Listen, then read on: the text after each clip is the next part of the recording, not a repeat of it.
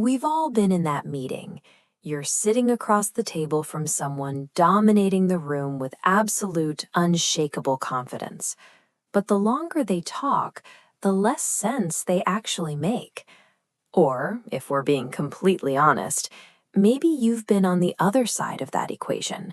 You've had moments where you felt entirely sure you were the smartest person in the room, only to watch your own logic fall apart the second someone asked for a few specifics.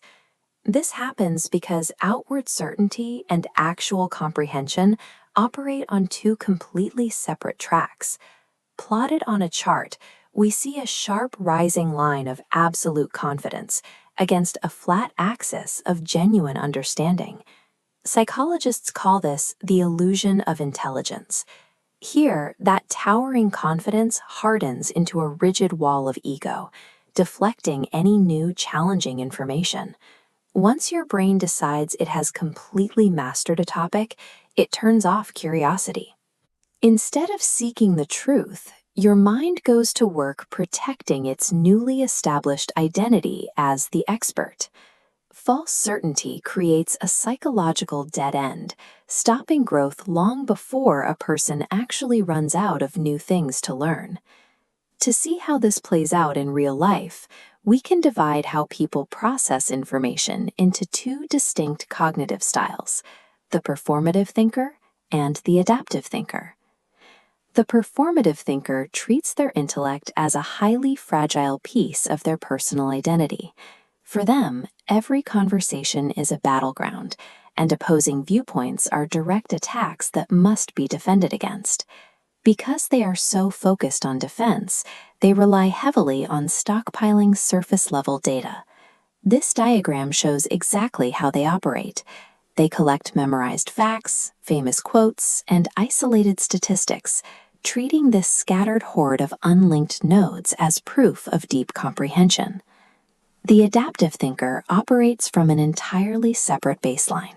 They detach their personal self-worth from whatever their current level of knowledge happens to be. By unlinking their ego from their intellect, they are free to view being proven wrong as highly valuable data rather than a personal failure. They take those isolated facts and actively link them together, adjusting their mental model on the fly. Hoarding static data points might help you win a trivia night, but actively building and revising an adaptable intellectual framework is what allows you to solve complex problems. You can spot these two mindsets immediately by watching how they physically behave in a crowded room or a group dynamic.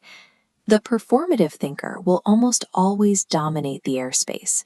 They lean heavily on unnecessary jargon and treat the conversation as a theatrical performance designed to establish their status.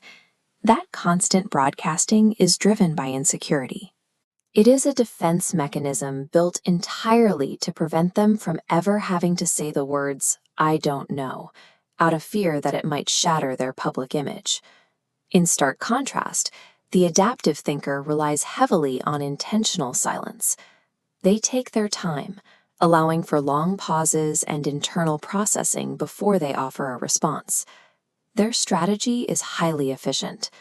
They assume that every single person in the room possesses a specific piece of knowledge that they currently lack, and they listen exclusively to extract it. The compulsion to constantly speak usually points to a shallow understanding of the topic at hand. True comprehension is perfectly comfortable with silence. While social dynamics reveal how we present ourselves to others, the actual structural integrity of a mindset only becomes clear when the system is subjected to the friction of a genuine challenge. When faced with that kind of pressure, the performative thinker will immediately look for an exit.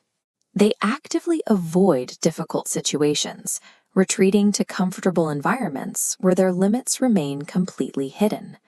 The adaptive thinker takes the exact opposite approach.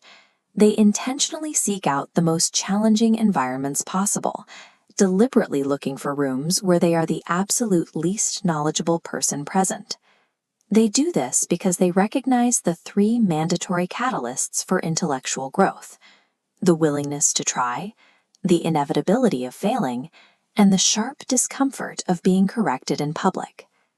If you carefully design your life to avoid all intellectual difficulty, you secure your comfort today, but you guarantee permanent cognitive stagnation tomorrow. Recognizing these performative habits in your own life is an act of baseline human awareness. These patterns are universal traps, not personal failures. Shifting your cognitive style away from performance and toward adaptation requires only one functional mechanism: radical, continuous self-awareness. You have to completely sever your ego from your intellect.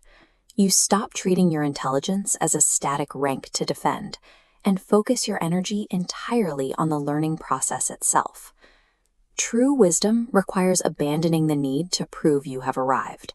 Instead, you embrace an unending commitment to being a student, actively seeking out what you don't yet understand.